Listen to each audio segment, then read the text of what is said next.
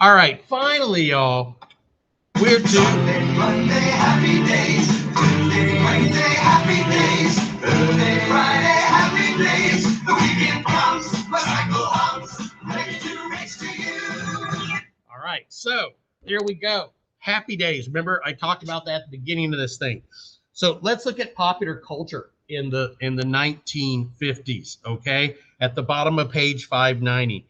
Now the thing is, mass culture, like we started to see in the 20s, and boy, that'd be a great AP comparison and contrast essay, would be having you guys compare the culture of the 20s with the culture of the 50s. Now, in the 20s, remember, it was movies at the movie theater, silent movies, and radio that gave us this mass culture. In the 50s, it's going to be television and still movies as well too, but also music, right? Now, it becomes increasingly homogeneous or homogenous, depending on how you want to pronounce that, meaning it became much more the same. Today, you and I live in a place where, yeah, people in California, people in Maine, we maybe have different accents, but we're very, very similar in kind of what we like and who we listen to and that kind of thing. That is not the way it was beforehand. The 1950s begins to really give us this conformity. I've mentioned before that 3D picture I showed at the beginning of the year in my class, where everybody's dressed the same way, has the same haircut, looks the same. That was the thing of the 50s. And it's important to understand that if you ever have to write about the 1960s, my brother, for example, was one of those. He lived in the 1950s. He was born in 47. He had to go through all that conforming thing, short hair, wearing all these clothes and suits to baseball games, all that stuff. And in the 1960s, when he goes off to college, man, he completely rebels and becomes one of those hippies, right? Because this was your chance to throw away all that conformity. So, when you squish people and you make them behave a certain way, don't be really surprised that sometime when they get a chance, they're going to react against it. And so the 1950s, for the most part, people conformed. If you didn't, people were suspicious of you. But we do have some intellectual writers that attack that idea, and especially kids, teenagers, this new phenomenon called the teenager. Because remember last time I mentioned that you were either an adult or you were a child. There wasn't this medium thing where we call a teenager. So what we see here at the bottom of page 590, especially among white kids, a lot of similarities in what was considered normal, right? Social norms. A lot of conformity was pushed. A lot of people were nervous. If you didn't conform, maybe you were one of those communists or something like that. And so that's going to be a big, big part of all this. So the thing here, y'all, the 1950s, a lot of the world that you and I live in today begins in the 50s. For example, the credit card, and boy, do I hate and love those things. The credit card, y'all, is very, very different. Before, credit was something you got on a basis each time. Hey, I want to buy a car. Okay, let's see about some credit for you. Hey, I want to buy this nice record player on credit. Let's look at it. But a credit card, y'all, basically is a loan that you have available at all times. You see how more and more Americans get into debt. They buy more and more stuff. And of course, we still wrestle. I do personally with that issue all the time, right? And of course, if you don't have the money, doesn't matter. We'll loan it to you so you can buy the cool new washing machine and things like that. The cool new vacuum cleaner, which I guess that blue thing is supposed to be up there. And look at the way they looked at this, y'all. Life magazine basically called babies potential consumers, right? This was a target that we would go after. Um, and of course, the TV was the really big thing. We also had women going around door to door selling things like Avon. My mom used to do that for extra money. That was a type of cologne and perfume and beauty wear that women like. In those days, most women were at home. You could knock on the door and not get shot. And so that's what she did to make some money. And Tupperware, y'all, is kind of like, these little hard plastic things that we have that you store your food in. That became a cool thing. And the only way you could get it was from these predominantly ladies selling it. So that was one job opportunity. that was available. Okay, so let's just look at it through here because I'll show you guys some of these videos. Page 591 talks about television becoming the center of life. Okay, by 61, the end of this era that we're looking at, 55 million TV sets, one for every 3 Americans. Pretty much every family, y'all, had one TV. I was very fortunate in the 60s to have my own TV, which a lot of kids didn't. But, you know, I've told y'all I was very spoiled. My brother and sister didn't have TV, so they were really jealous. They were much older than me. We'll look at this comment, Fast Wasteland, coming up here. But TV played such a big role, y'all, in mass consumerism and conformity. You and I saw people, we emulated those people. Things changed a lot. Advertising was a big, big deal. You know, we all began to want a lot of the same common things. You know, if there weren't advertising, y'all, you and I could live a pretty happy life and think we have everything. But when we see it on TV, when we see it on the internet, when we get mailings to us, catalogs, whatever, suddenly you and I realize we won't be happy until we have whatever.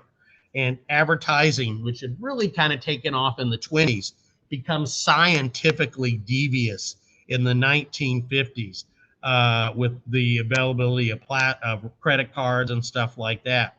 Now, another thing that happens too, and this is important to note, I don't have this on any slides, so I'll go ahead and talk about it, is books as hardbacks had been kind of expensive. But during World War II, we had started making paperback books, which cost only a fifth or whatever. They might be a quarter, 15 cents, 40 cents, as opposed to a book, which might be $3 or $4. And so people started buying those. So we started having lots of mass printing of books. That becomes much more common. A lot of books were selling 1 million copies or more. Music changes too, because before, y'all, we had these 78 records. They spin around at 78 times a minute, and they couldn't hold much music on it. But we began to start having these LPs. They were big. They spun around at 33 and a third revolutions per minute. What does that mean? It meant you could fit about 20 to 25 minutes of music per side. And for kids, a new format called the 45, which could hold one like 3 minute song on one side, flip it over onto what we called the B side, could do that. And that made music cheap. Not at all like it is for you and me today, where we can go onto YouTube or Amazon or Apple and get our music instantly. But for these kids, music now was very, very reachable. And we'll look at Elvis here in just a little bit here. Okay. So anyway, we start seeing some automation. More and more jobs in the factory are being replaced by not really quite robots like you and I understand today, but we start seeing devices that help workers, one worker, do the work of multiple people. And this is something we're still going through today. What does this mean? White collar workers start becoming more numerous than blue collar workers. A white collar worker is somebody who works in an air conditioned office. They wear a white shirt, probably with a tie. That's why they're called white collar workers. Blue collar workers are people that wear jeans, and they probably wear these blue type shirts. And those are considered your hands on jobs. Now, one thing AP has asked about before is technology in the 50s. Our very first computers come about as a result of World War II. During World War II, women were called computers. And in fact, in the early space race, a lot of women, a lot of whom were African American, if you've seen the movie Hidden Figures, they did basic math work, do the computing themselves. And we called those people computers. But in 1944, we get the Mark I computer. But the first computer, as you and I know, what we called a mainframe computer, and it filled up a whole room, y'all, was called the Maniac. Okay. Nicholas Metropolis built the. Just sort of show you what it looks like here. That's one computer. Y'all's smartwatches can do 5-10 times as much as that computer could do. But I had in mind calling it the Maniac because it would put an end to the naming of the machine. And it why not Womanac? be allowed to pass because it had just the opposite. So imagine that, y'all. Computers, look at the size of that thing. Look at how many things could go wrong. But that begins our world today with the computers that you and I carry on our phones and watches and everything else like that and have on our desk. You also start seeing a lot of companies being taken over, what we call business consolidation or corporate consolidation, where, you know, a handful of companies were making almost half of all the income. And a lot of these companies, y'all, were benefiting from the Cold War, making planes or things that went on the bombers or the fighter planes or in the tanks or in the atomic bombs and those kind of things.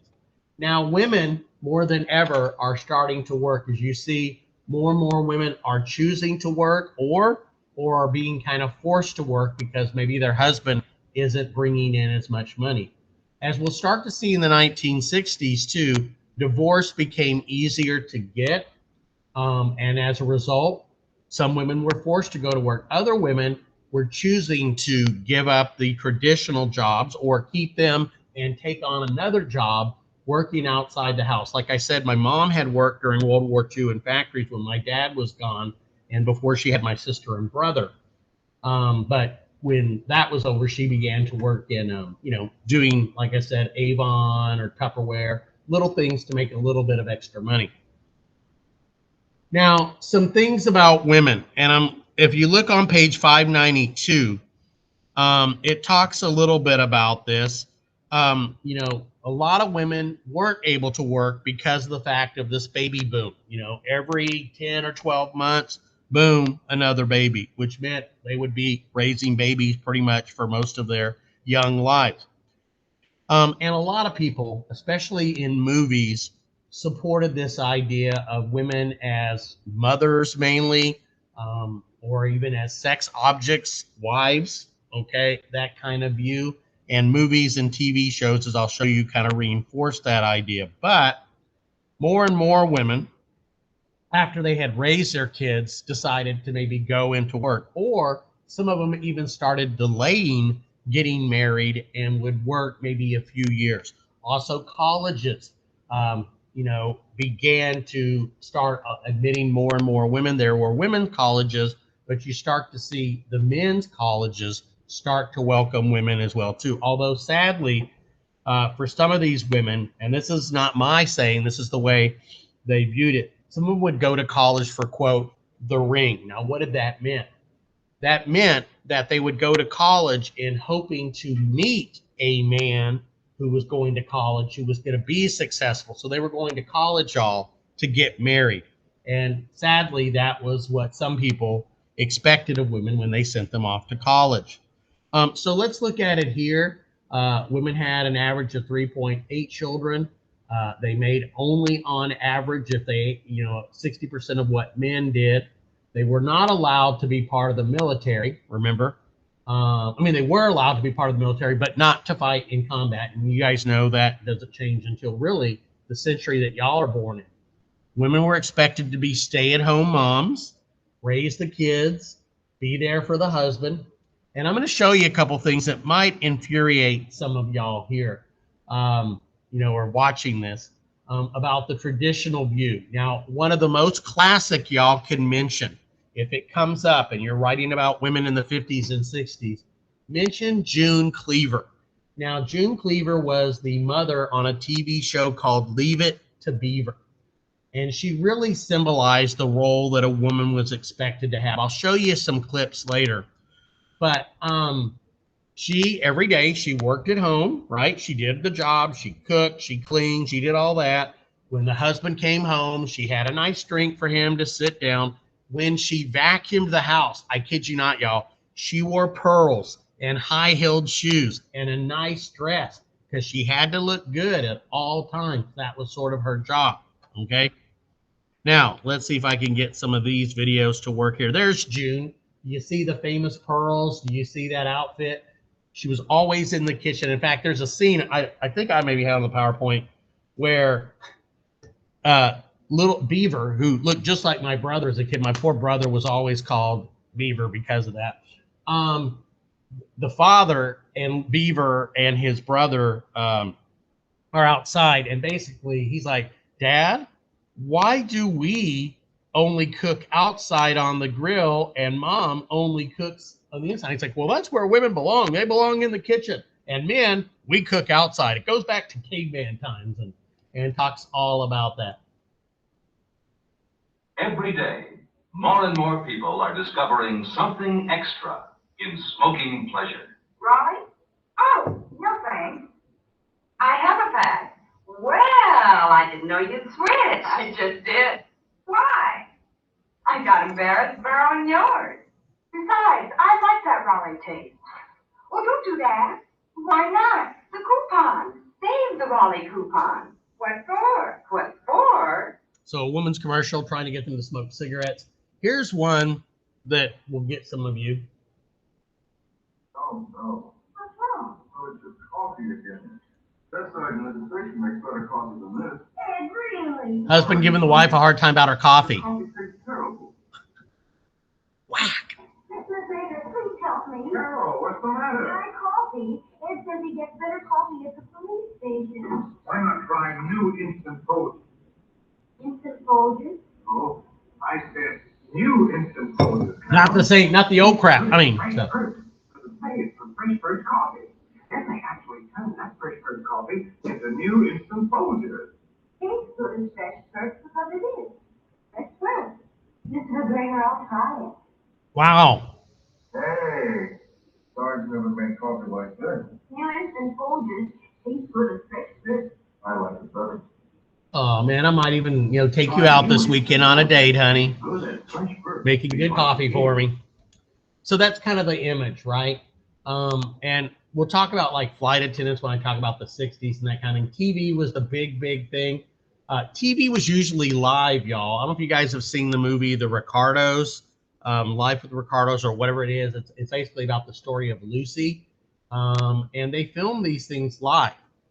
Amazing. And some of the best television era. Although I think today we live in the best era with all the great shows that are out there. I mean, there's a lot of crap out there, trust me, but there's some amazing television. You guys are very fortunate to live when you do as far as television shows.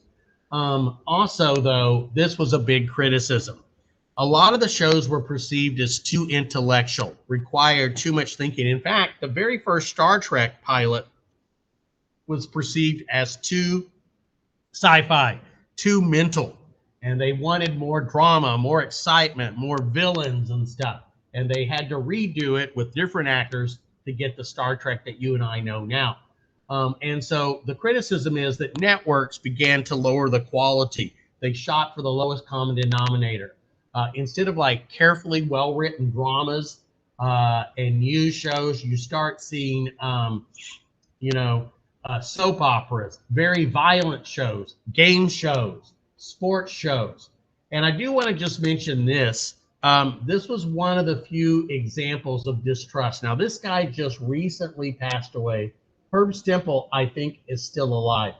But in the 1950s, it came out that these quiz shows, and there were a lot of them, y'all, not just like Jeopardy like today where they ask questions, but there were lots of shows where they asked questions. Now, these two men would be asked some of the same questions, but they were put in soundproof booths, and they would have to bet. And once they got to 21, based on the difficulty of the question, they won.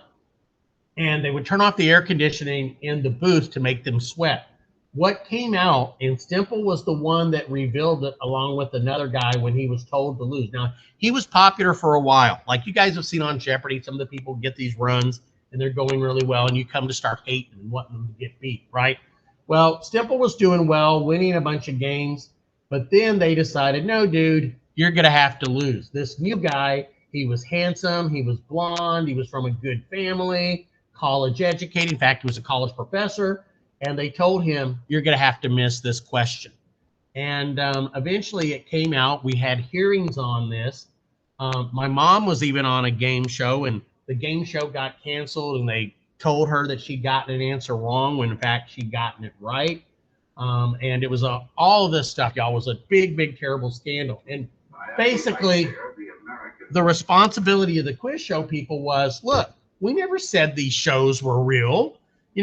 we give them these, we do this to make it exciting and interesting. We gave them the answers in advance. And even President Eisenhower was forced to comment on it. Of almost bewilderment that people could conspire. Okay. So anyway.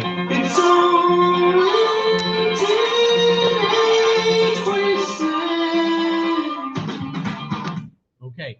Now, why did I play The Who's Bob O'Reilly with the famous line, Teenage Wasteland?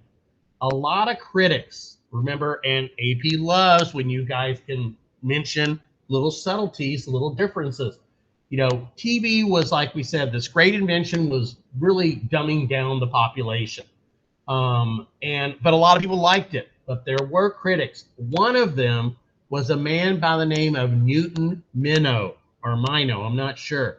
But he is the person who came up with the famous phrase that television had become a vast wasteland. There wasn't anything worth watching on it anymore, which fortunately isn't the case anymore. Yes, there's a lot of garbage, but he came up with that phrase. I don't know if any of y'all out there or in here have heard Gilligan's Island. But Gilligan's Island, the man who put that together, a man by the name of Sherwood, the ship in Gilligan's Island that wrecks is the SS Minnow with an N in it. And it was done as a slap at this guy because he thought shows like Gilligan's Island were stupid and silly. And so to get back at him, they called it, the Minnow in their TV show. As you can see here, the number of people with TVs just absolutely exploding. Almost nobody had them after the war. But by 1950, you had maybe 250,000 people with them. And by 1960, everybody had at least one TV in their home. In 2018, that color TV would cost $4,000. You could get a heck of a TV today for $4,000.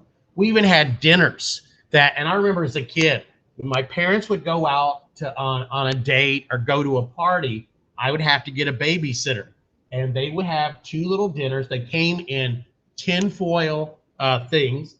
And it was always like some peas, mashed potatoes, some kind of steak or meat. And you would put these in the oven for like 20 minutes or so. You'd peel off the metal on top of them. Of course, they had a tinny kind of taste. But this was the TV dinner. And of course, these were used by some women who were starting to work, who didn't have the time to cook anymore, and doing that kind of thing. So not only did TVs change our viewing habits, they also began to change our eating habits in some ways too. Now, television, the key to remember, and when you need to go, Tiffany? It's like 10 right now, or 5 2. Okay, all right, awesome. Okay, I don't want you to get in trouble or anything. All right, so you see the increase in TVs. Now, the thing to remember, y'all, is values that we wanted Americans to have were really pushed by TV. It wasn't like they sat down and we're going to do this for propagandistic reasons, like, in the Soviet Union or something, but this was kind of how it was done. TVs reinforced them, and who better to reinforce, American values than the Man of Steel, played by George Reeves, okay? And here you see, I'll just let you hear this.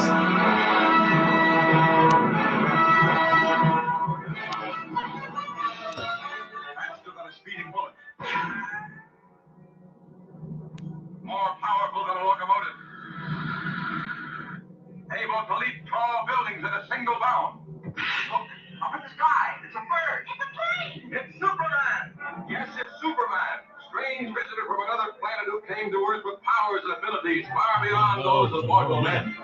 Superman, who can change the course of mighty rivers, bend steel in his bare hands, and who, disguised as Clark Kent, mild-mannered reporter for a great metropolitan newspaper, fights a never-ending battle for Truth, justice, and the American way. And now, another exciting episode in the adventures of Superman.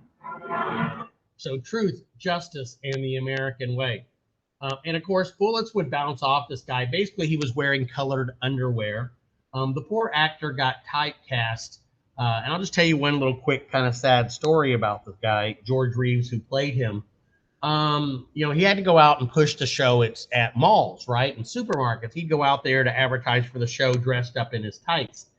And one day he looks and a kid's got a gun, a live loaded gun. And he's like, I'm going to shoot you, Superman. I want to see the bullets bounce off of you just like on the show, just like, here, right? Well, you can't see it here, but these guys, those guys, y'all, like shooting the bullets bounce off of Superman, right? And then they, in anger, they throw the gun at the guy. Like, if a bullet's not going to hurt the guy, throwing it. And what did George Reeves do? Quick thinking, he goes, little Billy, you don't want to do that because when the bullets bounce off of me, they'll hit people around us. Go ahead and give me that gun, Billy, so we don't hurt anybody. And of course, he did that so that he could get the gun and not be shot because, of course, he can't stop a bullet. But sadly, the actor, after getting typecast, never could get other roles without people remembering Superman. And one day, the actor George Reeves shot himself in the head one night during a party upstairs. And what did the paper say the next day? Superman kills himself. And little kids just couldn't say, like, why did the bullet bounce off his head? I don't get it, But Superman was one of the biggies. And as a kid, I saw it in reruns. I would rush home every day I would literally run from school to get home by 3:30 so I could watch Superman. As you can see here, TV became the hearth, basically the fireplace, the center of the family. Even Indian, like Adobe things here had antennas. And here you see the family. Now, we didn't have remote controls. Usually the youngest kid was given the job to sit by the TV. And what you had to do was adjust the sound, manually change the channel. Sometimes we only had one or two. When I lived in Canada at one point, we had one channel. We got cable and it doubled to 2 channels. And then we got like 4 channels. We're like, all this TV to watch. And you had to watch programs live. There was obviously no videotape. And because of that, y'all, because the programs had to appeal to everybody in the family, Dad couldn't go watch his TV like you and I could, and Mom go watch that, and baby and Johnny or whatever. The shows had to have something for everybody. And so they tended to be TV shows that had, something for grandma maybe that she could enjoy, something that Dad would enjoy. And they had to be really, like I said, not very specific. It's what we call broadcasting to the biggest group today. We have all these kind of stations, there's like, 5 MTVs that can appeal to every demographic.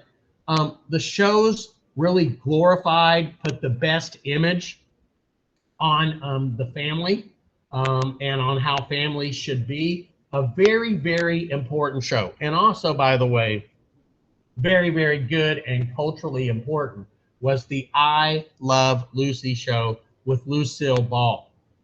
Now, Lucy, the actress, was a very smart businesswoman, very, very clever, very, very talented. And if you get a chance, watch the movie that's on Amazon, The Ricardos, I think it's what it's called, because that's what her family's name was. Now, sad thing is, she played a really ditzy, stupid lady on the show, which had to be humiliating for her. But, she got through it. She was successful, became famous, became very wealthy. But another interesting thing about it, TV was almost 100% white. You did not see Black, Hispanic, Asian characters in shows. If you did, I hate to say, they were often very stereotypical, or they were even bad guys. They were villains. But an interesting thing is, in real life, she had married a guy by the name of Desi Arnaz. Desi Arnaz had fled Cuba. His family had fled Cuba and had come to the United States. So he was a Cuban American. He was a Hispanic. And for the first time, Americans saw a Hispanic on TV, a person with an accent different from their own. And he was a successful musician on the show, and he was her husband. And believe it or not, that was considered at the time controversial. I mean, that's like a mixed marriage, He's like, Hispanic. And that was a big, big thing. Now, in the interest of time, I'm going to not show you guys some clips from it, but I definitely urge you to go online and look at it. The Honeymooners was a show my dad liked, I never really could get into it that much. It had the great Jackie Gleason on it, but you know, and the interesting thing about this, though, and this is one way that maybe we challenge some things. Now, the bus driver, and Ralph Cramden, his friend, they were the fathers, right? They didn't have kids, as far as I know. Maybe they had babies, but they were kind of stupid, right? They were really kind of stupid guys. And the wives, and by the way, she's still alive. She was really young at the show. She's in her 90s now. But they were the smart ones, and they always turned out to be right. You didn't usually see that. Usually, as literally, there was a TV show called Father Knows Best. But the thing is, what's scary is, very uncomfortable to watch today. He constantly was threatening her with violence. Okay, and I don't have that coming up big or anything here. Let's see, is this one made to get big? No. All right. But he would, like, you know, next time, Alice, to the moon. I mean, he was threatening to hit her. And when I see that today, I'm like, oh, I don't know if I like that. Now, other TV shows, y'all, that were popular. The Howdy Doody Show. My brother actually was on one of those shows in the audience as a kid. And this guy had a little puppet named Howdy Doody. We had 48 states in the United States at the time. So he had 48 freckles, 24 on each side. And he was really popular and taught all kinds of American values. Dick Clark had a TV show on here where people would come out and dance, young kids. And so if you wanted a song to become popular, you had it on American Bandstand. Kids would watch this. They would emulate the way the kids dressed, you know, across the country. They would like those songs. They would copy the dances. My sister never, ever missed a show, okay? And so things like that were popular, okay? Which one is this one? Oh,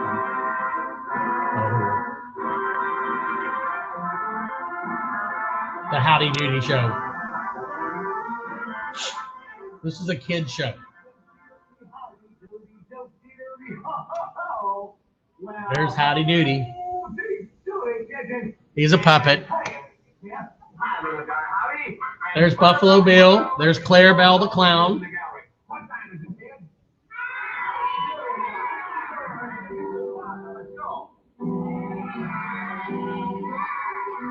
So good, clean entertainment.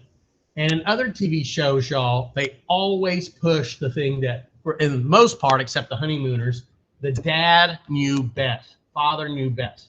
Moms always had dinner ready when the husbands got home. And if there was a problem, they weren't big, real problems like you and I might have in our families. They were like little things like, I can't get a date to the prom, or Betty Joe is mad at me, or something like that, or I got caught for chewing gum in school. But all these problems could be solved in 30 minutes. Now, there was the Donna Reed Show.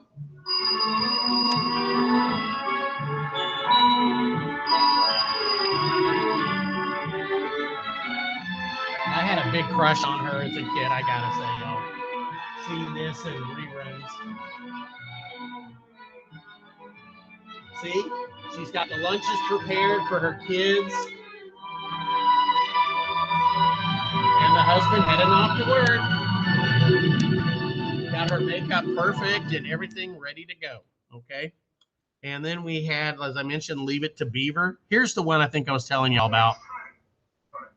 This is Wally, the brother. Whenever we cook outside, you always do it. How come? Well, it's sort of traditional, I guess. You know, they say a woman's place is in the home. Woman's place is in the home. She might as well be in the kitchen. If a woman's gonna be at home, she might as well be in the kitchen, right? Perfect sense. How come you always do the outside cooking? Well, I'll tell you something now. Women do all right when they have all the modern conveniences. But us men are better at this rugged type of outdoor cooking. Sort of a throwback to caveman. I mean, those asbestos gloves, will you, Mike? There you go. Explains it all, right? Now, I won't show you that just in the time, but you can look online. There was a funny movie came out called Airplane back in the 80s. And she played basically herself in that movie. And there were some African-American men who got sick on the airplane, and they spoke, quote, jive. Today it might be offensive to some people, I don't know, but we saw it as pretty funny. And in a scene that was just so weird for her, She comes up to them dressed with her pearls, all perfect. And she goes, excuse me, to the flight attendant, I speak jive. And she proceeded to speak jive to these African-American guys. Embarrassing today, but pretty funny at the time. Okay. Here's the Leave It to Beaver opening. There she is. She's got her pearls. June Cleaver. Hugh Beaumont. There's Wally. Tony Dow.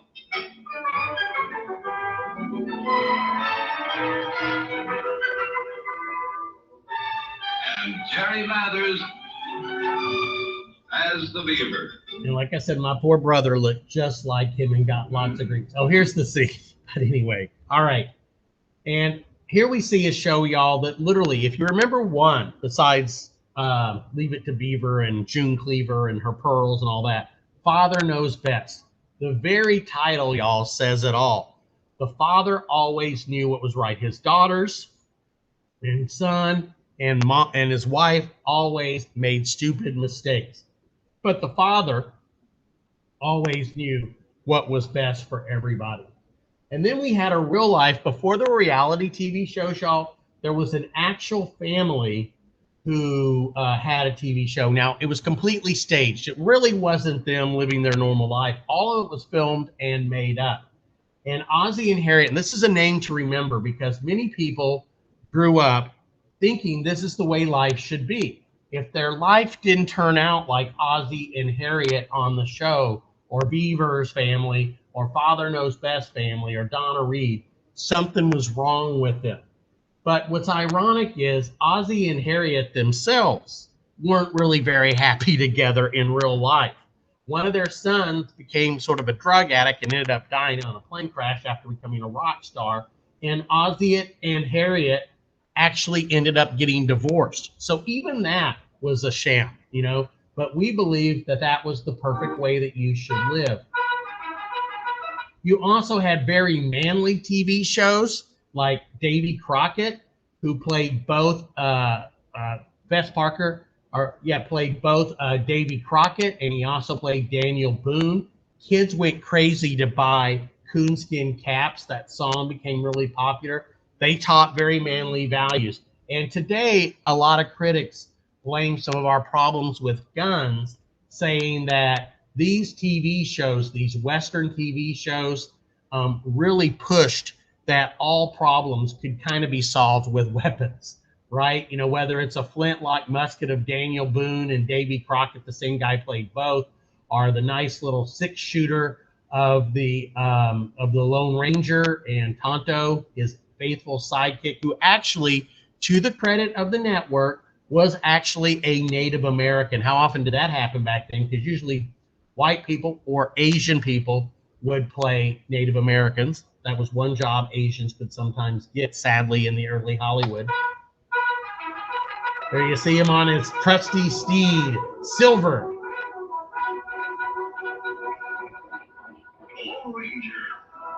I actually met the actor years and years later, of course, Clayton Moore. Gunsmoke, which was on forever. I remember when it went off the air, and it was a good marshal who tried everything he could to not have to have a gunfight, but almost every episode ended with him shooting and killing the bad guy, okay?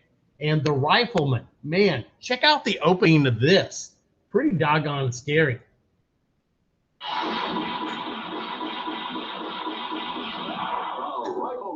Yeah, don't mess with that guy. Got his nice Winchester 30-30 there. Starring Chuck Connors.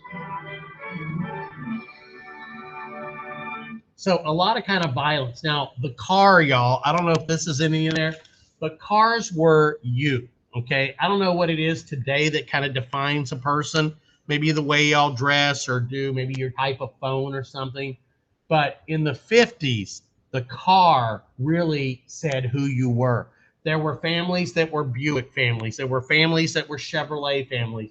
There were Cadillac families, right? And for the first time, no longer did just the dad have the car to go to work, but they began to advertise to women to get them to have a car so they could go shopping and not be marooned while the husband was at work. And then, of course, as more and more money becomes available, they begin to go after kids. And of course, kids start getting these cars. And there are some beautiful cars in the 50s. I'm going to apologize for this being kind of loud, but I remember right. The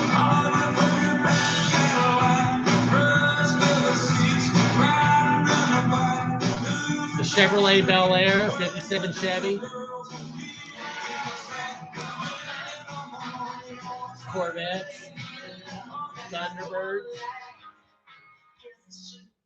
and of course, Thunderbirds, some beautiful cars. Two of my bucket list cars are right there, y'all. The early Corvette, which is an absolutely beautiful machine, and this 56 Ford Thunderbird. Beautiful, beautiful cars. But it was weird, y'all. They tried to make them look like space-age vehicles or fancy planes with these giant fins on the back, and the way they just designed them to try to duplicate that. And there were some beautiful cars. Till the daddy takes the T-bird away. Okay, you see car sales going up.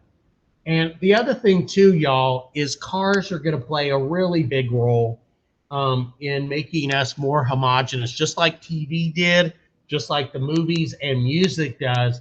The car is going to change everything. Cars made fast food popular.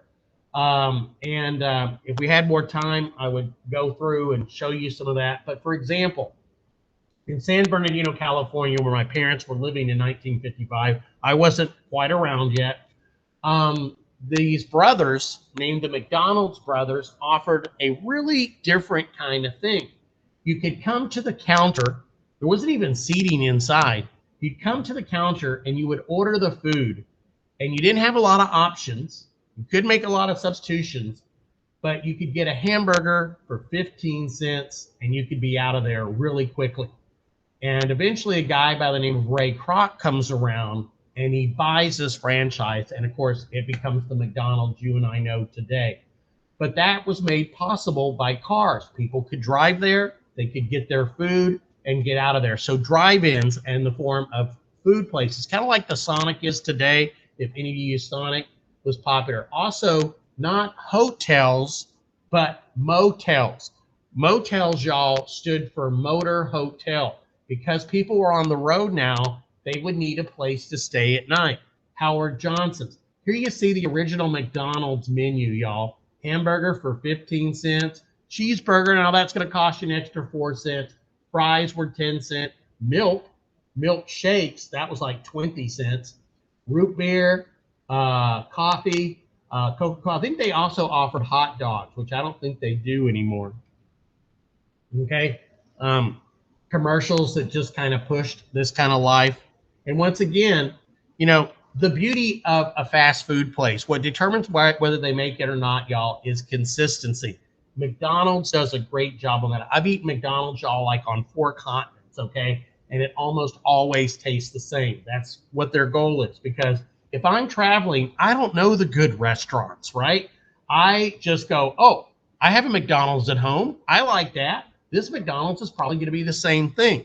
And so once again, that's going to enforce this homogenous kind of thing. And you guys see it today. We live in that world. I can go to the Walmart by me and know where everything is. Go to another Walmart, another town, know where everything is, because we've kind of come up with that homogenization, that making everything kind of the same. Now, this is in Pasadena, Texas, right? We used to have drive-in theaters here. In fact, we had one just across from where Alameda Mall is today. I remember going to see some movies there. Finally, it got blown away in one of the hurricanes. But what the drive-in would do is you would literally bring your car. You could oftentimes just pay one price, regardless of how many people you had in the car. And I kid you not, people put friends in the trunk so that they could get more people in there. You could bring your own drinks. And I got to say, y'all, they were big makeout places, because what you would do, you would show up, you'd roll the window down a little bit. They had a single speaker, not dual speaker, single speaker that you connected on your glass, and then you rolled up the window a little bit so you could hear the stuff. And then, of course, you're there with your girlfriend or your boyfriend, and you start talking, and, well, let's just say a lot of things happen at the drive-in, right? probably should mention this, but if you saw fogged up windows, you probably shouldn't knock on that window. You might not like what you saw going on there. And they would show multiple movies, a current movie and another one. And then they would push you to go buy food at the break in the movie or between movies. And once again, this became very, very similar all around. People moved to the Sunbelt places. Now, because people could travel more easily, and by the way, airplanes, y'all, were something pretty much still for the very wealthy. When you flew on an airplane, it was a once or twice in a lifetime kind of experience. You dressed up in your best clothes, all right? It was a big deal. So most people, y'all, still took the train if they could, or they drove there. Now, in 1955, Disneyland opened up as the first amusement park. Most or almost half the people who came there drove there from outside of it. Now, once again, my parents were living in San Bernardino, California, and my brother and sister went to Disneyland the first week it was open. Disneyland could not get the water hooked up for the water fountains. They only had time to get water hooked up for the toilets. And so they had to buy or be given water. Aaron Rodgers, you and the Green Bay Packers just won the Super Bowl. What are you going to do next? I'm going to Disneyland.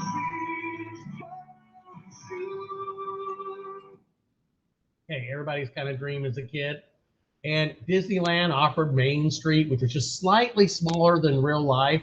Frontierland, Tomorrowland was my favorite when I was a kid, and we went out there because it showed you the futures. You had the monorails and like this cool space ride where you could pretend you were going to Mars and stuff like that. And of course, in response, in the 1960s, the late 60s, we opened up, guess what? Astral World across from the amazing Astrodome. Look how empty that is all around it. Ultimately, Water World would be opened up here. A lot of famous Houstonians worked there. And sadly, despite the events that happened last year, Astroworld has a really big following by people like this guy.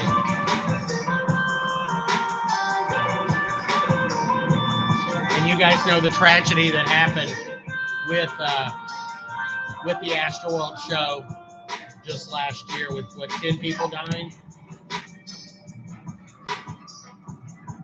He had fond memories of it as a kid and tried to bring those back to people, and like we know for sure that will never happen again. And of course it happened like right over here. Here's where Liant today, but I think it happened in this area. Okay, so it's, let's see, 10:20. Tiffany, do you need to go? Okay, she's just enjoying this so much. She's like, I just want to learn more. Now, another big thing that's come up is we start seeing the rise of conservatism. Now, AP is asked about this because a lot of people, y'all, in the 50s begin to start feeling that things on TV, even though we've seen TV is pretty calm, are challenging some of their beliefs, especially this rock and roll music.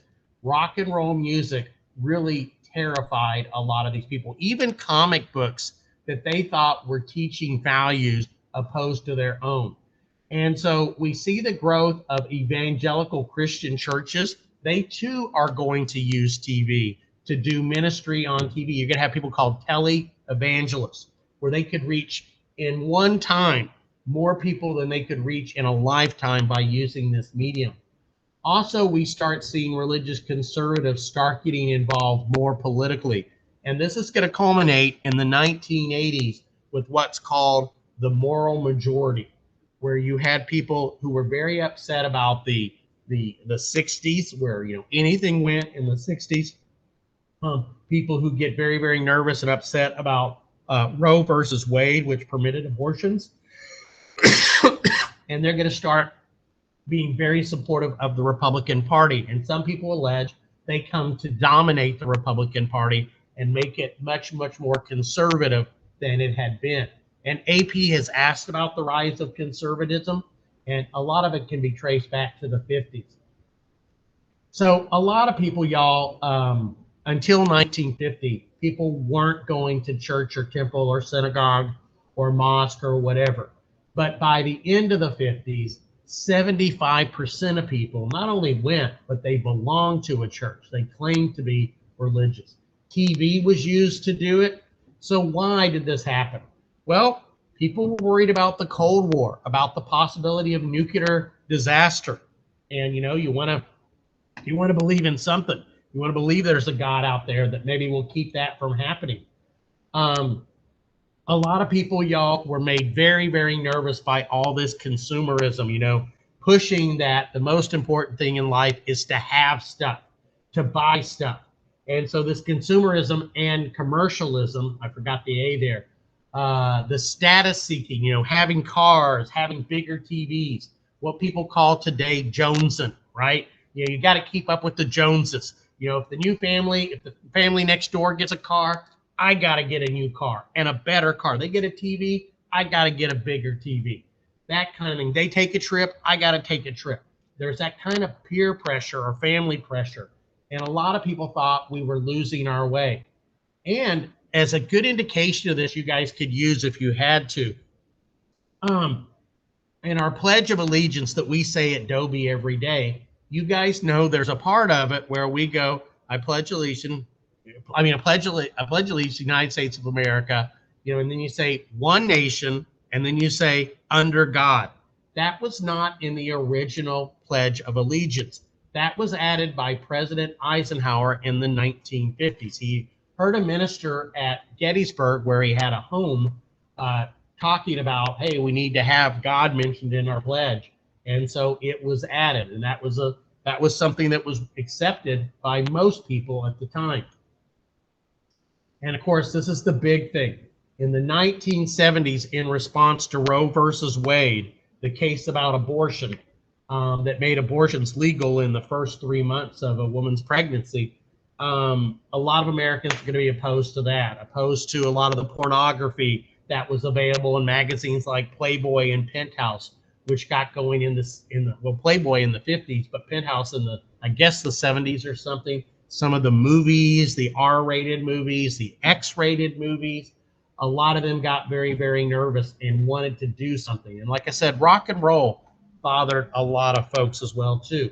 Now, one person that is mentioned on your STAR test and is important is this guy, Billy Graham. He just passed away recently. The dude lived, I think, to be 100 or close to it. Billy Graham, more than anybody, went around the country and talked about the evils of communism. He gave a version of Christianity that didn't necessarily lean to any one group. It wasn't Baptist necessarily, although I think he himself was. It wasn't Episcopalian. It wasn't necessarily Presbyterian. It was something that if you were a religious person, or Christian anyway, you could watch it and find stuff and admire the man. His sons continue the ministry today, but that was his big thing. Here he is, Billy Graham. I laid his head upon the executioner's block, and the officer asked if his head lay right. Sir Walter Raleigh said, "It matters little, my friends, how the head lies, provided the heart is right." Okay. And we even saw Hollywood movies, y'all, really try to pick up on this religious thing with movies like The Robe, about Jesus's robe, The Ten Commandments about Moses and his fight, Ben-Hur about a chariot racer and what he went through, and that kind of thing. And another thing here too, y'all, women particularly had very well-defined roles. As I've said before with Leave It to Beaver, what they were supposed to do, how they were supposed to act. As I said, she cooked, she cared for her family, she might volunteer for the Parent-Teacher Association, or she might, as my mother did. My mother was in charge of my Boy Scout, Cub Scout group, okay? She was there when the husband brought home guests from work and things like that. She did that. She stayed in good shape to look good and that kind of thing. And no woman personified this more than the goddess of the screen, Marilyn Monroe. You send the priest in the subway? delicious.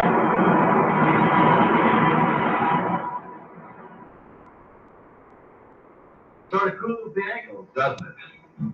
Well, what do you think would be fun to do now? This is from a movie called The 7-Year Itch. It's not that late.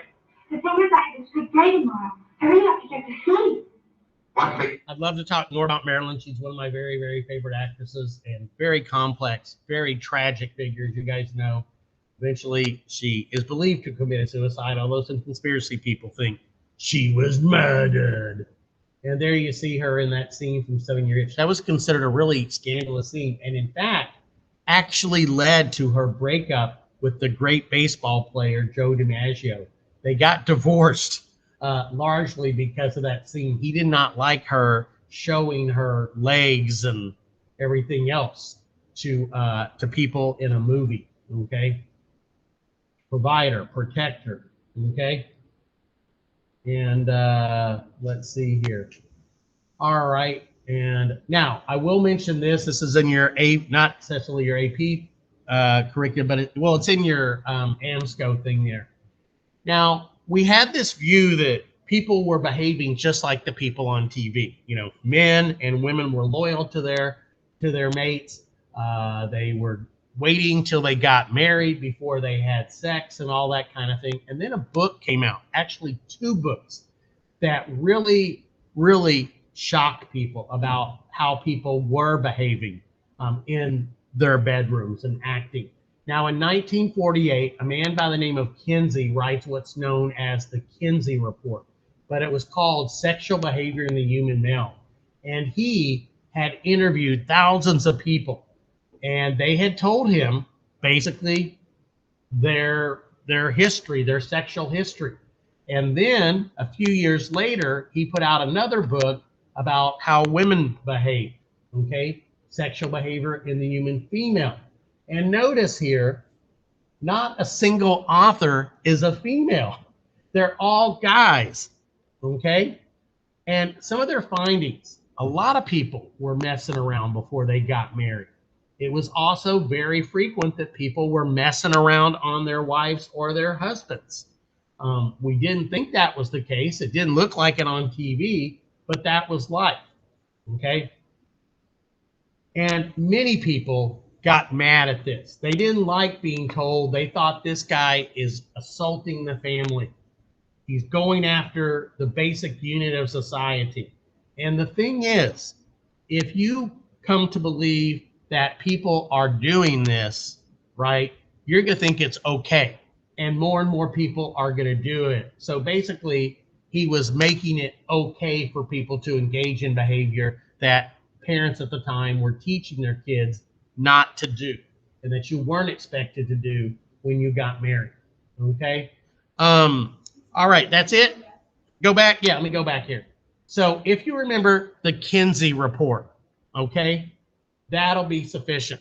Okay, and then I'm going to show you a little thing about him, because they made a movie about this guy a few years ago, and PBS's American Experience, one of my favorite never miss each week shows when it's on, did a whole episode about Kinsey. Okay, so let me know when you're ready, and okay, here we go. So this is just a little thing about him. Summer 1953. The Korean War is ending. Francis Crick and James Watson decode the structure of DNA. But the biggest news event in America is the publication of a book, Sexual Behavior in the Human Female, otherwise known as the Kinsey Report. In boardrooms, in barbershops, at the ballpark, people standing on the corner, they talk about Alfred Kinsey's video. I think it's a good thing. I think the more you know about anything, the better you can do it, the better you can do it. And this really challenged the whole notion of how people were behaving. Sex report card, and this is what it looks like. And I think that's what caused the huge reaction. There's At the Kinsey. center of the storm was an unlikely figure, a 59-year-old professor of zoology from Indiana University named Alfred Kinsey. Kinsey had done what no one had dared do before, interview thousands of Americans about their sexual experiences. He would have talked about that back then, though. Because over For the past 15 years, some tens of thousands of people have cooperated. Kinsey wanted to interview every kind of sexual activity and to hear every different kind of story and every different kind of account of sexuality. He made you feel that you were not talking about yourself, even though you were. Somehow, in the first... We found out, for example, that homosexuality was much more common than people had said. What Alfred Kinsey would tell Americans about sex would shake them to their core. Suddenly, the conspiracy of silence is shattered in a society that had been tamped down, and really things will never be the same again. All right, so there you go. When this we've already talked about. Remember we talked about the mainframe computer. So we're in the Harvard Science Center, which is the crossroads of the Harvard campus. A lot of the science departments have their classrooms and offices. Look at that computer, y'all. What's behind us here is the Mark I computer. Remember Mark I that we mentioned that came before? Computer. So the Mark I computer is here at Harvard. Okay, now just a couple other things here. This is actually on STAR test as well too. As you saw mentioned in that thing about the Kinsey report, we are Watson and Crick over in Britain at Cambridge discover the DNA structure that makes all kinds of amazing things possible today. That was an amazing advance, although done in Europe. Jonas Salk, that was done here. Now, Jonas Salk, y'all, came up with a vaccine for polio. Now, polio, it didn't impact, it didn't happen a lot, but when it happened, y'all, it was awful what it did to young kids. It was infantile poliitis is what it was called. And of course, it had struck future president Franklin Delano Roosevelt and left him in a wheelchair for life, but it mainly impacted kids. And most people had a couple of kids in their school. Even I did when I was a little kid. There were kids in the school who had been victims of polio. And they were in wheelchairs or they had crutches. It was a tough watch. There were some even that had what was called the iron lung because they couldn't even breathe without assistance. And Jonas Salk worked on this, and eventually he was able to come up with a polio vaccine. Now, my parents, like I said, they're living in California. It's the mid-1950s. I'm still a few years away. My brother had something he had to go to that day, and he couldn't be at school for the day that they were going to get their polio shots at school. And so he got to come in early and get his shot. And the newspaper people were there because he was the first kid on the West Coast. People on the East Coast had already gotten their shots, but it took a while for the vaccines to get out West. He was one of the first. Well, I think he was the first. That's why they took his picture. And I used to have a picture of him. He's like going, and his shirt's up. And they're giving him the shot. Let's see, how old was he then? 7 years old, I think, in third grade or whatever. But here's just a little video about polio. The polio virus attacks certain kinds of nerve cells, and for hundreds of years it killed and crippled, especially children. By 1952, Dr. Jonas Salk and his research team at the University of Pittsburgh had developed a killed virus vaccine against polio. It was an amazing accomplishment. The effort to eradicate the disease started small, with Dr. Salk and his team immunizing a few thousand students in the Pittsburgh area. But soon, it became a nationwide mobilization to protect every child against the polio threat. And it was effective, y'all. Salk's vaccine and the live polio vaccine developed later by Albert Sabin were effective in the Sabin you took by mouth, Salk, you got the shot. Okay, and in response to the Soviets putting up Sputnik, NASA, the National Aeronautics and Space Administration, is developed to compete, and we get the whole space race. Now, an interesting thing too, y'all, is these were very paranoid times. Sorry about that, kind of loud. But we have, this is kind of a golden age of sci-fi movies. Sorry about that. One more. And one more. Here we go. All right. Now, these movies come out, y'all, about invaders from other worlds, literally invaders from Mars. And we got Forbidden Planet with Robbie the Robot. We have War of the Worlds where Martian ships come and they attack Los Angeles and they blow up all kinds of stuff. It's still the real classic, one of my all-time favorites. But the thing is, what when critics look at it today, why were these movies popular? These movies, y'all, in many cases, people didn't want to see movies about Russians attacking us or anything like that. But by seeing movies where aliens took the place of Russians, in a lot of ways, that's how we saw it. In fact, one of the most famous here, here you see some scenes from War of the Worlds as they destroy Los Angeles. Special effects still hold up pretty well today, and that's from the mid-50s.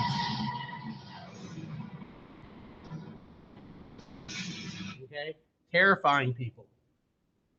Now this is the one. Will you tell these fools I'm not crazy? Make them listen to me before it's too late! Listen. Please listen.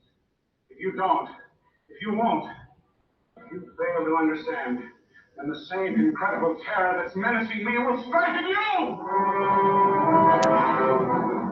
This is Invasion of the Body Snatchers.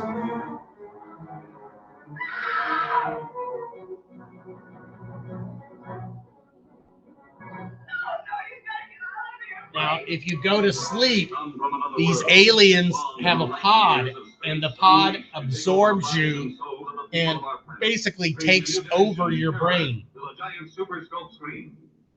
Whatever intelligence it means to it, the government forming human flesh and blood out of thin air is fantastically powerful, beyond any comprehension. A cursed, dreadful, malevolent thing was happening to those he loved.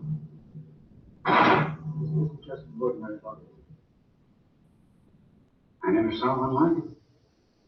It looks unhinged. The sensational star discovery of the view from Poppy's head. And now an undreamed of horror makes her life and love a vortex of fear.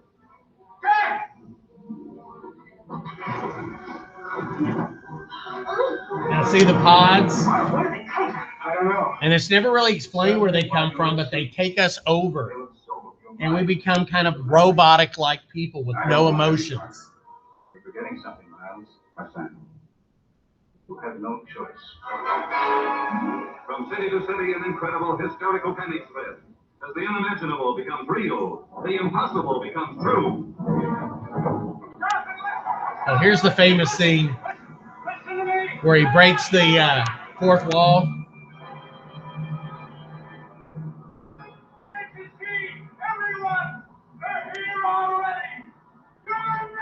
You're next.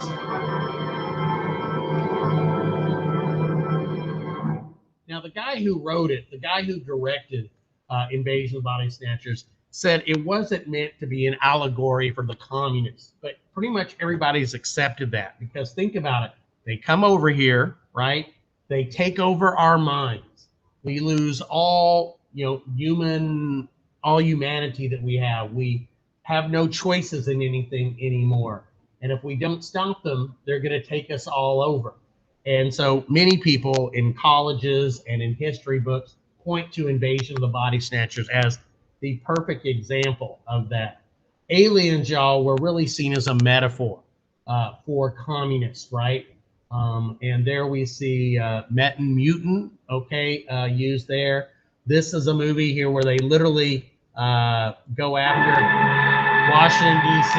This is Earth versus the Flying Saucers.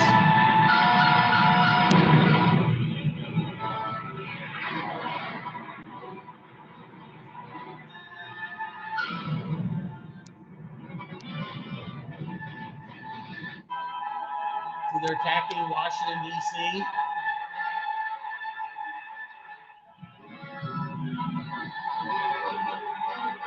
That's the Smithsonian Institute. There's the train station.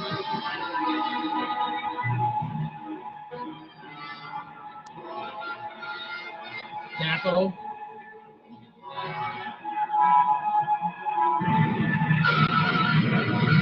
Blowing up the Washington Monument.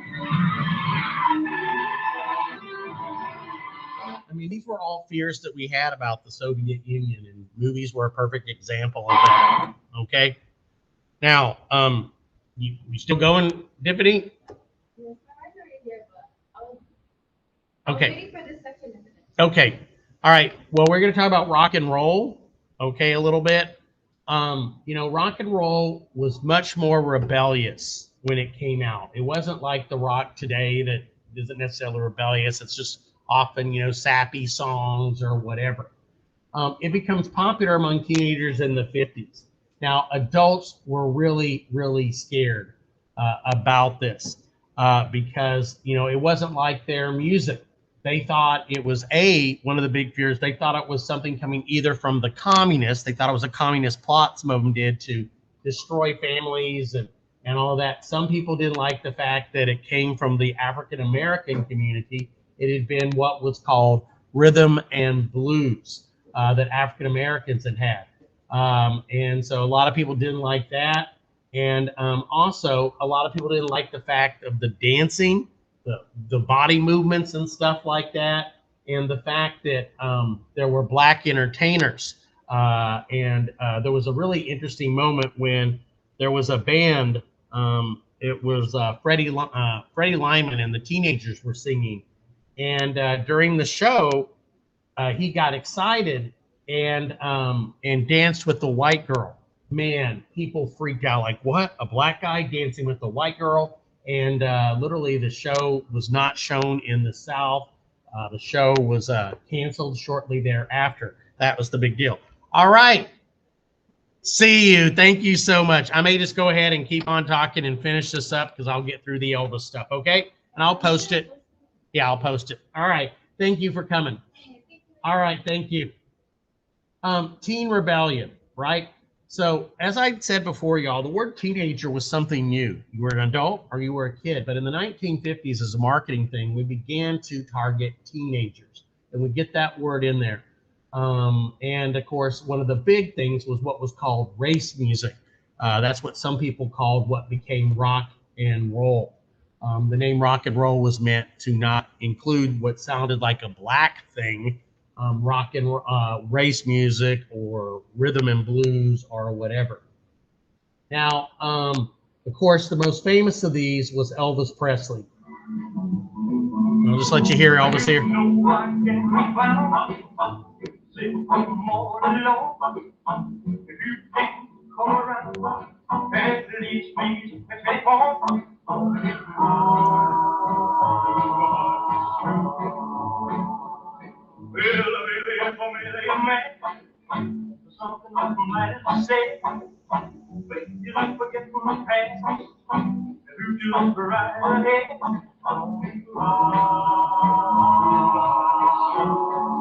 Here we go.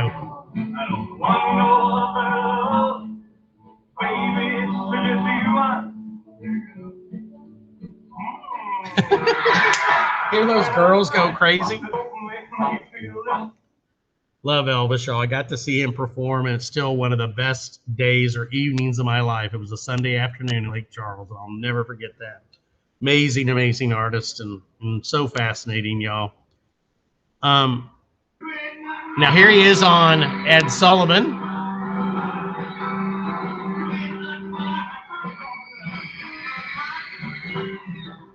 There's old Sonny Moore back there.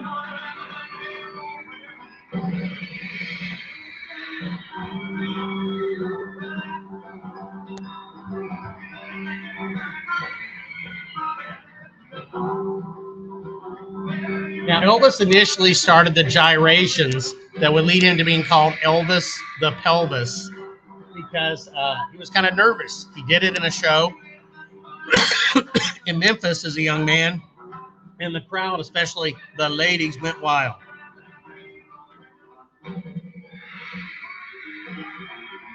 Now, eventually, that would become controversial, and when he was on television later on, they would only show him from the waist up. But the crowd, you could hear the girls going crazy, and people were like, what the heck is he doing? I mean, I think if they had seen what Michael Jackson and others have done since, you know, Prince and all those, people's heads would explode today. Now, there's a lot of little videos here, but I want to mention just some of these rock giants, and I'll probably conclude with this, y'all. But anyway, we got Chuck Berry here. And as I said, a lot of the artists were African Americans, and this is what made a lot of Southern whites nervous, that, you know, their kids were listening to these black artists. And a lot of the songs had, sexual messages and were charged with, young excitement about love and stuff like that. But there you get Chuck Berry. And Chuck is amazing. A friend of mine actually got to play a show in Austin with Chuck, and he invited me to go, and I did, and I regret it. Don't do that, folks. You get a once in a lifetime chance like that, and I didn't go see Chuck play. So there's Chuck Berry. All righty. Here he is doing.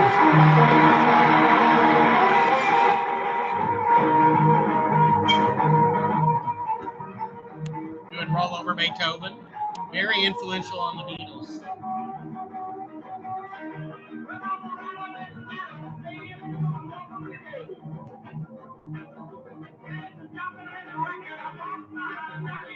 Okay. And let's see here. What else we got to Chuck? Okay, you saw that one here. Was it this one?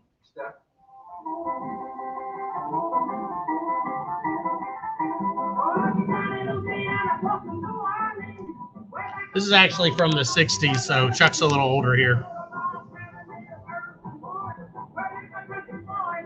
If you've seen Back to the Future, you see the guy performing Johnny Be Good.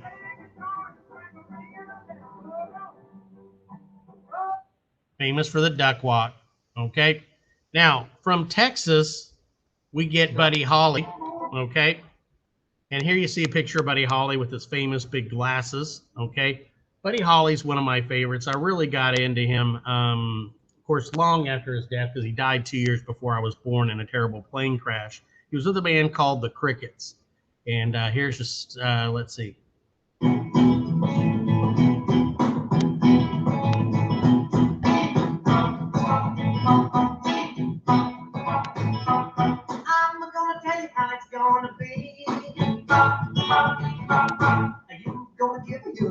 He had this famous hiccupy thing, as you can hear.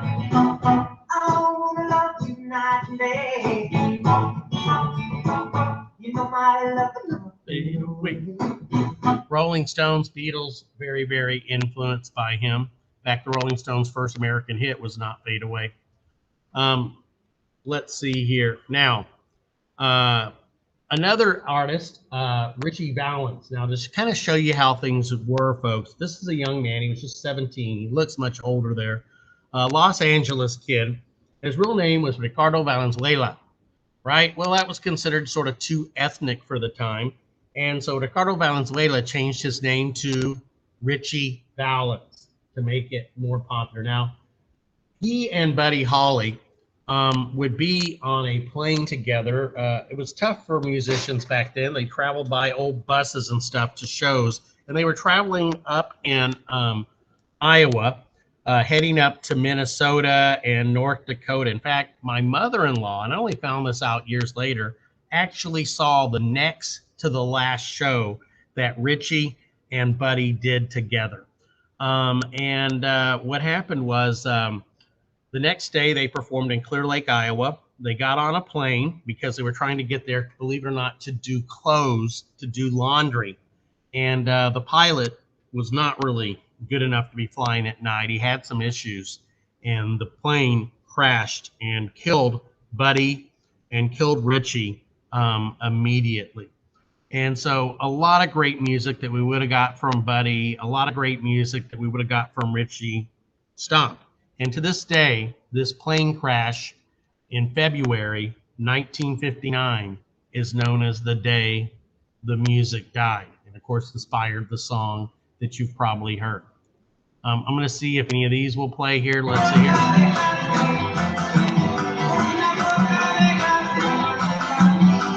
La Bamba, of course.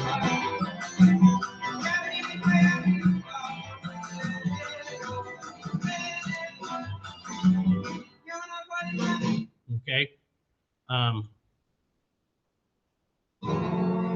Donna.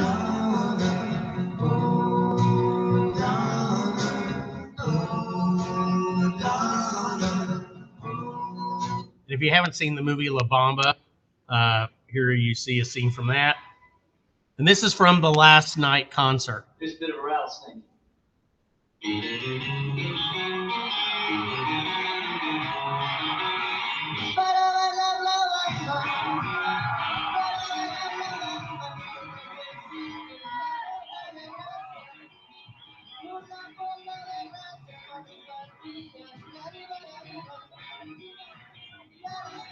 Every February 1st, y'all, they still have a show in the Surf Ballroom in Clear Lake, Iowa. He's not a sailor, buddy. He's the captain.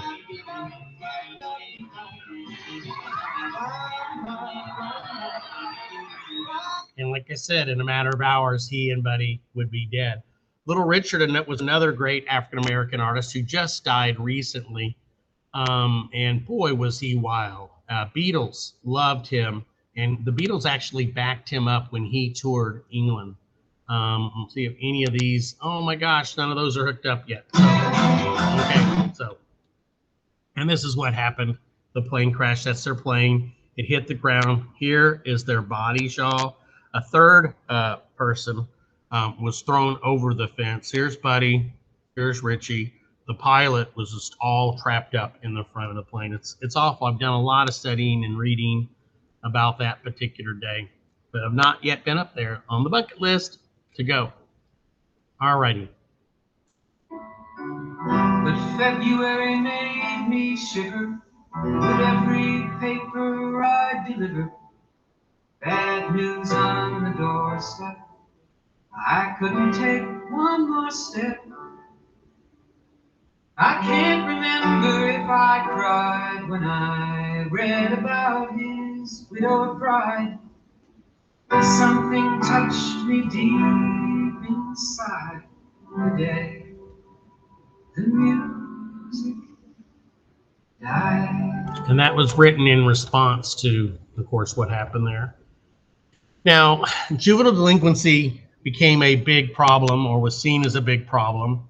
Of course, everybody blamed everything but the parents for it.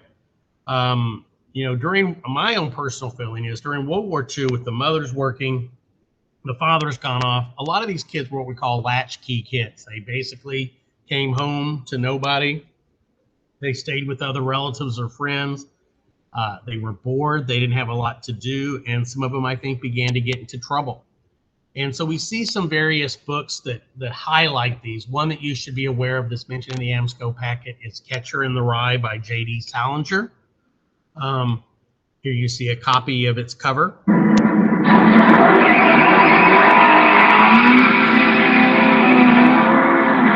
Yeah, there we go. Pretty loud. And two American movie stars are going to play a really big role in all of this. Marlon Brando was going to become a big champion of a lot of people. And this is a famous line that you guys should remember. He's in this scene, and it was based on a real incident that happened in Hollister, California, where a motorcycle gang allegedly took over a town for a few days or whatever. And so in this town, a motorcycle gang shows up, kind of takes over the town, roughs up everybody. And he had been a member of another gang called the Beatles. And one of the theories is this is where the Beatles got their name, the rock band, the Beatles. So this is his line. They ask him what he's rebelling against. And the famous line is, what do you got? In other words, everything. Get the back here. Hey, Johnny, what are you rebelling against? What do you got? Johnny, what are you rebelling against? Johnny Rocco, what do you got?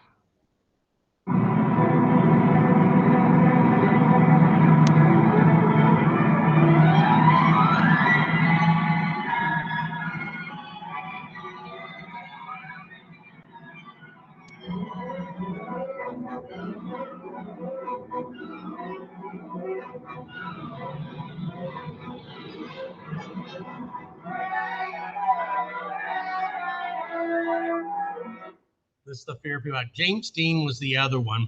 And here's a famous scene. Now, James Dean was in a movie called Rebel Without a Cause. He's a guy who has parents who don't really pay much attention to him. Whenever he gets in trouble at school, they just move to another place. And he's looking for something. And he's just been arrested for, being publicly drunk. And so here's a scene. Well, I don't see what's so bad about taking a little drink. You don't? Oh, I definitely He's a don't. minor, Mr. Stark. It looks to me like he had more than a little drink. Oh, how dear. Well, I think it was pretty good in my day, too. Oh, really, Frank? When was that? Can't you wait till we get home? How about you, Jim? Got anything to say for yourself? Howdy, Mr. Dunn. Can't you answer? What's the matter with you anyhow? He's just loaded, honey. I was talking to Jim. Well, I could just explain. You see, we just moved here, you understand, and the kid hasn't got any friends, you understand, and we moved into it. Will you hold it, Jim? Tell him, man, why we moved here. Will you hold it? You can't protect me. Do you mind if I try? Do you have to slam the door in my face? I'm trying to get to him. What happens? Don't I buy you everything you want? A bicycle? You get a bicycle? A car? You buy me many things. No. Well, not just buying. We give you love and affection, don't we? Well, then what is it? Was it because we went to that party? Well, you know what kind of drunken brawls those kind of parties turn into. It's not a place for kids. A minute ago you said you didn't care if he drinks. You said a little drink. You're tearing me apart! What? You say one thing, he says another, and everybody changes back again! That's a fine way to behave. Well, you know who he takes after. Oh! Yeah, famous actor, sadly only made 3 movies, and he was doing race car driving in his spare time. He bought him a nice little Porsche, and one day he made a turn right in front of another vehicle, and of course his vehicle made a turn in front of him, and the fellow was riding with him, and his last words were, "Surely that guy sees us, right?" And bam, that guy hit their car, and James Dean would die as a result of that accident in his race car that he was driving between races. So sadly, only 3 movies, but you should know Rebel Without a Cause. Movie that, by the way, most of the stars died at a young age. Some people said it was cursed. Even his car that he had the wreck in, pieces of it that had been used in other cars have had issues, have had crashes and things like that. It makes for an interesting story.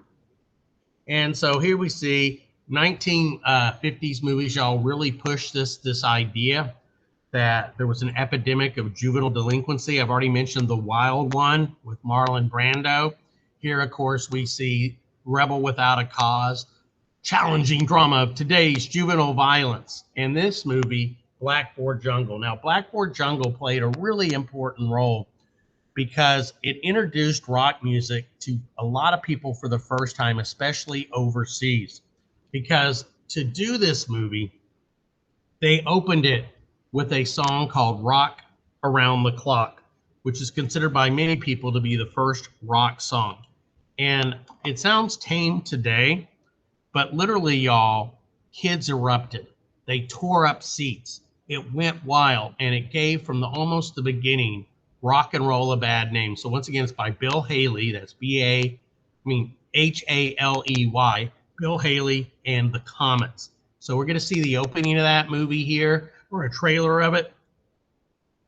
Are we wood? What the heck? Okay, let me make this big because you do need to see this. Alrighty.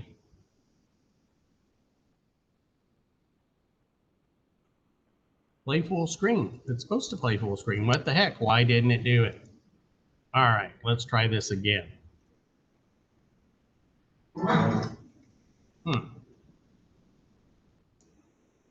That's bizarre, y'all. Here we go. Try this again.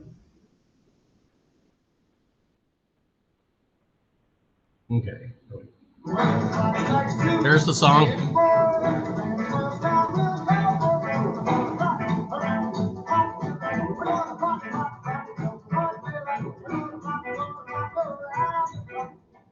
are now listening to Rock Around the Clock.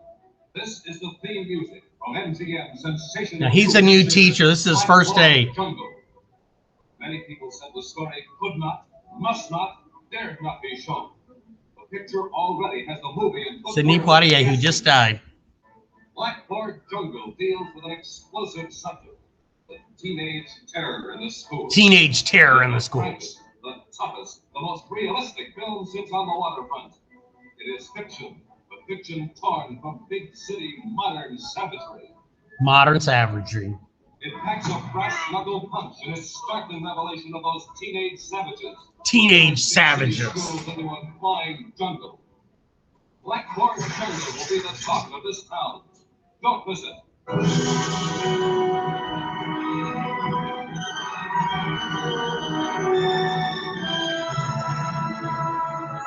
Beautiful Anne Francis.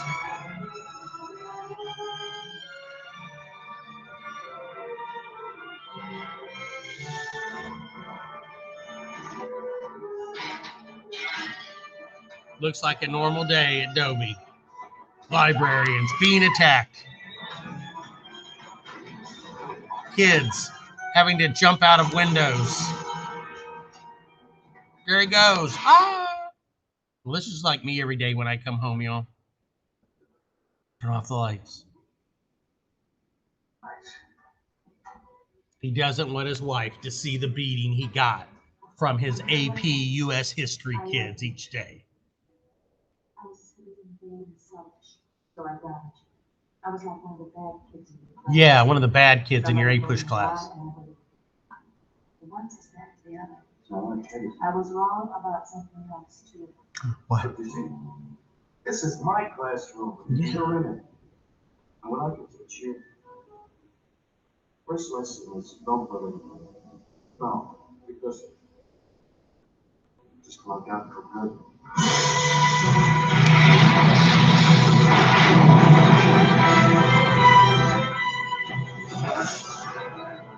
Somehow he punched both of them.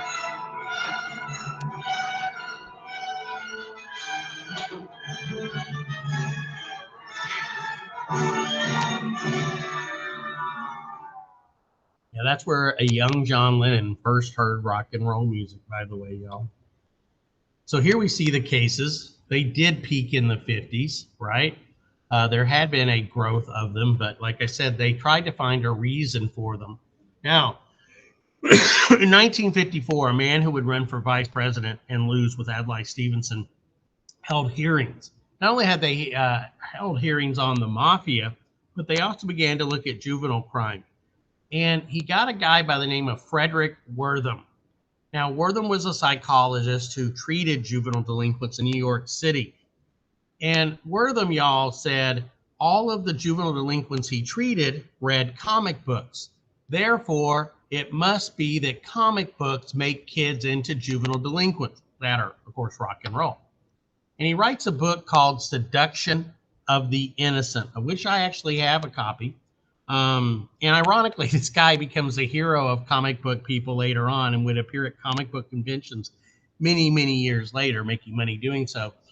But he writes this book, and he basically said comics were the reason for this juvenile delinquency.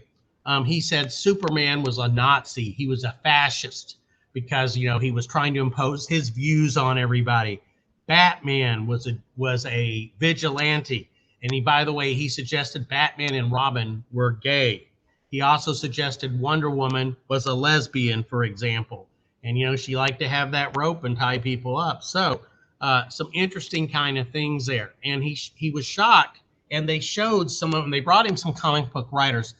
The one that got in the most trouble was what was called entertaining comics, or EC comics. And I actually collect some of these. Enjoyed reading them because they're really ironic type stories. And they had some pretty shocking stories. I got to admit, I don't know if I would have wanted my young son or daughter to be reading some of these things at the time.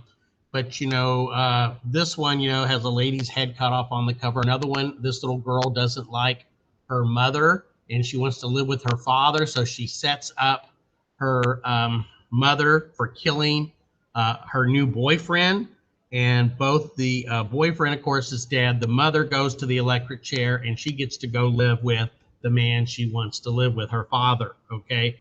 Another one where they killed a baseball player and they used his intestines for the baselines.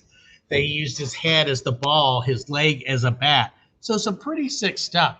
So what comes out of all this, y'all, is EC ends up going out of business. Kids were literally told to bring their EC comics to school or to church where they were burned, y'all, which is one reason these comics go for hundreds of dollars each if you can find them today. I have a complete reprint set of these comics, and they're just kind of fun for me as an adult to read. Like I said, I could see people being a little bit nervous. And as a result of this, y'all, the Comic Code Authority came to be, and they had some very specific rules. You couldn't have adultery in comic books anymore. Bad guys always had to get caught and be punished. They couldn't be rewarded. You couldn't have werewolf stories, undead, zombie, Dracula, vampire stories. All that stuff was banned for a long, long time, y'all, as a result of this kind of stuff. And here he goes, or when I shot Daddy. Okay, so I guess she shot that from the front bedroom window. But the gun I knew was in the night table and went downstairs. So she framed her mom. Okay, and there you get the Comics Code Authority. Now, AP also wants you to know there were people who criticized a lot of the things going on. There's a book that's always mentioned called The Lonely Crowd. This guy, David Reisman, attacked this this idea of of this conformity. Okay, and like we said, a lot of people in the 50s did not want to challenge it because of the risk. We also had a guy by the name of C. Wright Mills who attacked this whole idea of corporatism and conformity and said we have a decline in individualism in there. You know, the life fate of the modern individual depends not only upon the family into which he is born or which he enters by marriage, but increasingly upon the corporations. So corporations were pushing this, and they were pushing this idea your job was to make money and everything. A popular book came out called The Organization Man, and there was a book and movie that talked about what happened to a businessman who sacrificed basically his home life, his persona, everything for his job. And it was called The Man in the Gray Flannel Suit. Popular book, popular movie. Now, another group is a group that was called the Beatniks. You definitely should know them because they're the modern day ancestors to the hippies. Okay, they're the ancestors to the hippies. Now, they started out as literary rebels. They were writers who rejected the kind of form that other people used, but eventually there were people who tried to duplicate that in their music. In fact, yet another theory about the Beatles is their name Beatles, which is spelled B-E-A-T instead of B-E-E-T, is the fact that they were trying to say they were like Beats and use that, okay, which is very possible. John Lennon was very much into the Beats. This is what the common beat would look like. This is the actor Bob Denver, who would later go on to play Gilligan. Remember, not many people wore facial hair. They would wear little goatees or little beards. They would grow their hair a little bit longer. They would get in coffee house. They would meet in coffee houses where they might recite poetry, kind of like an early type of rap kind of thing, you know, spontaneous poetry. They would listen to jazz music, not rock yet, but jazz music. They would smoke pot, which of course was illegal everywhere in those days. Here you see them, one of the guys reading some poem, and you've got a jazz artist backing him up here, okay? Their hair was longer, goatees. They tended to wear dark clothes, a lot of them, and blue jeans. And a lot of people, y'all, didn't wear blue jeans. Workers wore blue jeans when they worked. These guys might wear T-shirts too. They experimented with marijuana. Here you see one of like the little cat outfits that some of the actresses wore. This looks like, Audrey Hepburn, the beautiful Audrey Hepburn, dressed as kind of a beatnik girl. And they're the ancestor of what became known as the hipster or the hippie. I think on the next slide, I talk about a couple of them specifically, but here you see a scene from a TV show in the early 60s called The Munsters. Life is real, life is earnest. If you're cold, turn up the furnace. I thank you. So there you see the beats. And let's see. Musicians, painters, and writers migrated to New York in search of new ways to express a discontent with the limits of post-war life. One of these was a young aspiring writer named Jack Kerouac. Jack Kerouac, more about him later. He didn't want to be just another writer. He wanted to be a jazz musician who played the typewriter.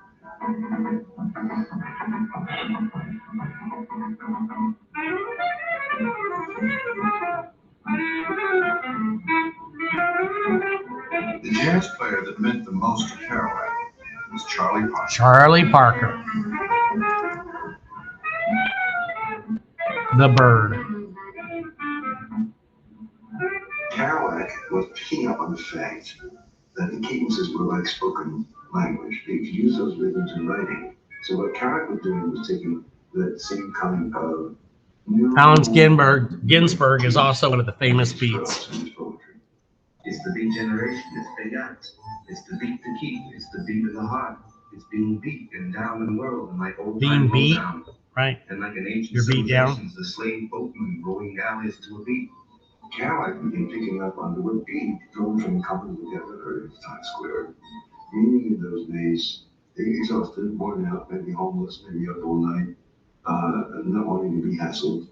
It didn't mean beaten. It didn't mean the beat of drums. Okay, so it's a great little sample there from a series. And anyway, so some beats that you should be aware of. The man you just saw interviewed, Allen Ginsberg, wrote a poem called Howl, which was actually banned for a long, long time. It was about his time when he was in the insane asylum, and he wrote about it and dedicated it to a man who was there. Some of its language is obscene, by our standards today, and definitely by the standards then. But it's just amazing writing, y'all. And like they said, it's almost like doing music. I mean, basically using words like as music, as jazz, playing them that way. So there's him. For Carl. Here's the opening. I saw the best minds of my generation destroyed by madness, starving, hysterical, naked, dragging themselves through the Negro streets at dawn looking for an angry fix. Angel-headed hipsters burning for the ancient heavenly connection. So, I mean, interesting stuff. Hey, Jack Kerouac, I think of your mother. And the tears she cried, they would cry for my mother. Then the little boy lost in a little world he died.